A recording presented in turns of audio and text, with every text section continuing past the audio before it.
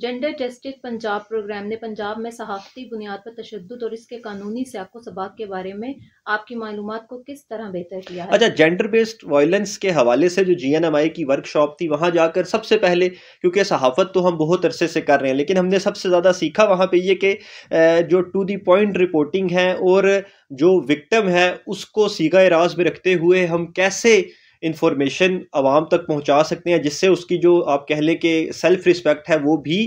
خراب نہ ہو، اس میں بھی مسائل پیدا نہ ہوں، اور وہ آپ کہہ لیں اس کی جو عزت نفس ہے وہ بھی اس کے اوپر غالب رہے، اور وہ اپنے کیس کو لڑ سکے، اپنا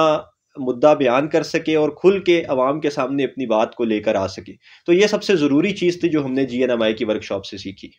ورک شاپ کے بعد آپ نے اپنی صحافت میں صنفی تشدد کے متاثرین کے حق میں رپورٹنگ سے اور اخلاقی رپورٹنگ کے اصولوں کو کس طرح شامل کیا ہے؟ اچھا دیکھیں، سب سے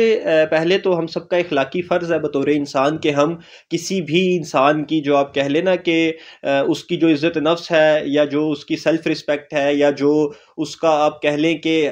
حساسیت ہے اس کے اندر، اس کو ہم نے سنبھال کے رکھنا ہے۔ تو اس کو سنبھال کے رکھتے ہوئے ہم نے اپنی صحافتی ذمہ داریوں کو ادا کرنے کے لیے یہ کیا کہ ہم نے زیادہ بہتر طریقے سے ٹو دی پوائنٹ رپورٹنگ کی، اور جی این ایم آئی کے پلیٹ فارم سے جو اصول و ضوابط ہم نے صحافت کے سیکھے، خصوصی طور پر جینڈر بیسڈ وائلنس کے حوالے سے، ان کو ہم نے اپنی صحافتی ذمہ داریوں میں شامل کیا، تو ہمارے لیے بہت کارآمد یہ چیزیں ثابت ہوئی۔ بیان کریں کہ ورک شاپ کے بعد این جی او، سول سروس قانون نافذ کرنے والے اداروں، وومن پروٹیکشن، عدلیہ اور خواتین کی بہبود و بحالی کے اداروں، دارالامان وغیرہ کے ساتھ آپ کے تعلقات کیسے بہتر ہوئے ہیں؟ اچھا دیکھیں، ایسے ہوا نا کہ کیونکہ میں خود وکیل ہوں تو سب سے زیادہ میرے لیے آسان تھا، کیونکہ سول سوسائٹیز میں بیٹھنا، ڈیفرنٹ پلیٹ فارمز پہ لیکچر کے لیے جانا،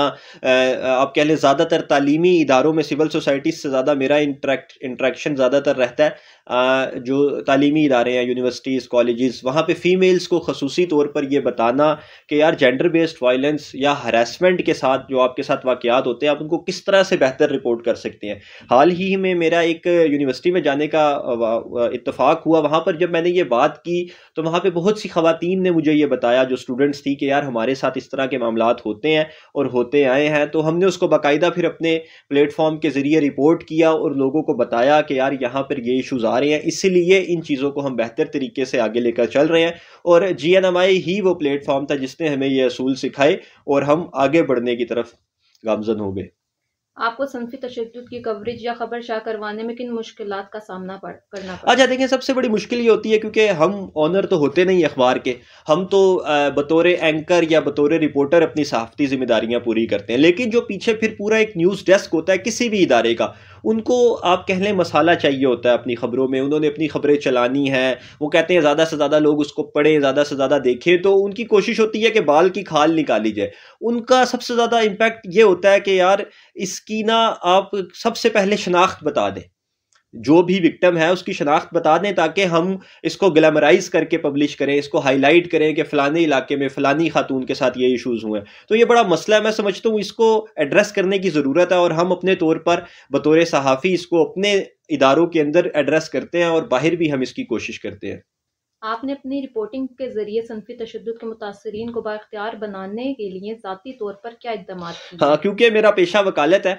یہاں پر میں ایک مثال ایڈ کر کے بات کو اپنی ختم کروں گا کہ دیکھیں، ایک فیمیل تھیں، ان کو اپنے رائٹس اور اپنی ڈیوٹیز کے بارے میں معلوم ہی نہیں تھا، وہ پچھلے 10-15 سال سے اپنے سسرال میں مار کھاتی آ رہی تھی بیچاری، تو ان کو نہیں پتا تھا کہ اس بیس کے اوپر وہ علیحدگی بھی اختیار کر سکتی ہیں۔ جی این ایم آئی کے پلیٹ فارم پہ کام کرنے کے بعد یا ان کی تربیتی ورک شاپ کو اٹینڈ کرنے کے بعد میں نے جو سیکھا، مجھے اس عورت کو بتانا آسان ہو گیا۔ میں نے ان کو سمجھایا کہ آپ اس کو اس طرح لے کر چل سکتی ہیں، اور آپ کے پاس ایک بہترین آپ کہہ لیں سہولت جو عدالتی طریقے سے موجود ہے۔ پہلے تو ہم نے اس کے اوپر ایک سٹوری کی، اور جب انہیں یہ فیل ہوا کہ ہاں میری تو آپ کہہ لیں شناخت کسی کے سامنے آئی نہیں، میں نے تو کسی کے آگے آنا ہی نہیں پڑا، اور اسی طرح پھر ہم نے عدالت میں ان کے لیے کیس فائل کیا، میں خود ان کا وکیل بنا، ہم نے وہاں جا کر ان کو انصاف دلوایا، ان کو خلا دلوائی، اور وہ جو 3 بچے ان کے تھے، ان 3 بچوں کو اب ان کا جو اب میں اس کے بارے میں کیا لفظ استعمال کروں،